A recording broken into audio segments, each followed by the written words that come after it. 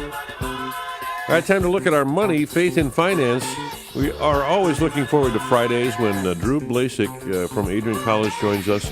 And today we're talking about somebody that a lot of people are not familiar with. Heinrich Pesch, am I saying that right? Heinrich Pesch, okay. Economist, philosopher from Germany. Before I go there, I got a little gem for you two. Ooh. This is kind of interesting. We talked about usury before. Did you know in one of the first councils, the first ecumenical council, the Council of Nicaea in 325, it reads this: since many clergymen have been induced by greed and avarice to forget the sacred text, who does not put out his money at interest and to charge 1% a month on loans, this holy and great synod judges that if anyone found after this decision to receive interest by contract or transact the business in any other way, or to charge a rate of 50% in general, and it goes on.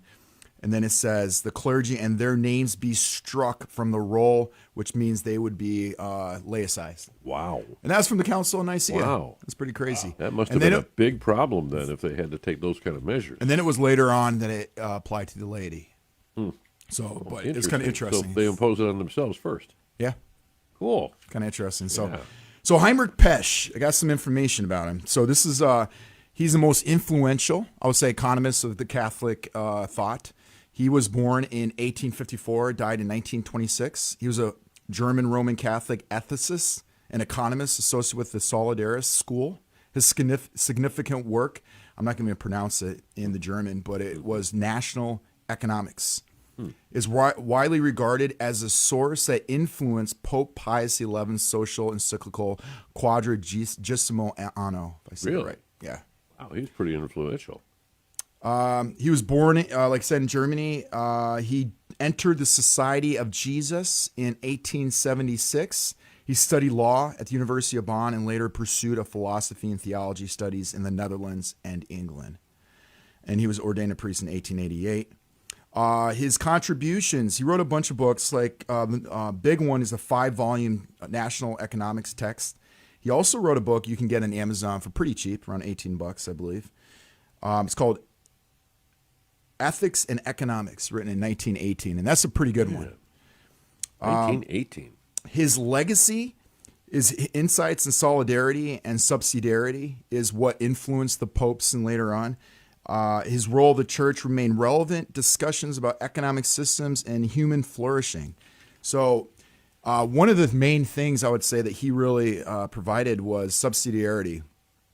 What is subsidiarity? He advocated for this principle, which holds that the decision-making should occur at the most local level possible. So, and I would agree that a lot of our central powers is what causes a lot of issues with the central bank, with central government. So he advocated that, and what he was trying to say is that the family life is the most important. He stressed the importance of family, and that's the biggest impact of subsidiarity, is that the family should make decisions at the most local level. Once you have more of a centralized government, it's hard for local people to get their influence in, as we see in today.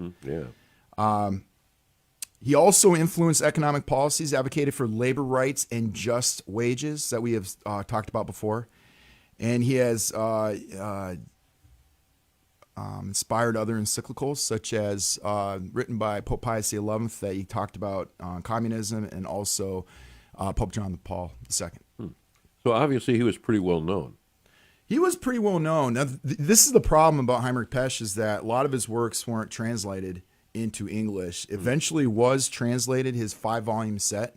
And the problem is, though, if you want to go buy it, if you look it up, I think the last time I saw it was about $1,000. Oh my! Because the person who translated it, and I don't understand, I saw a podcast on it before, that it was really expensive of how he did it, and he's charging $1,000.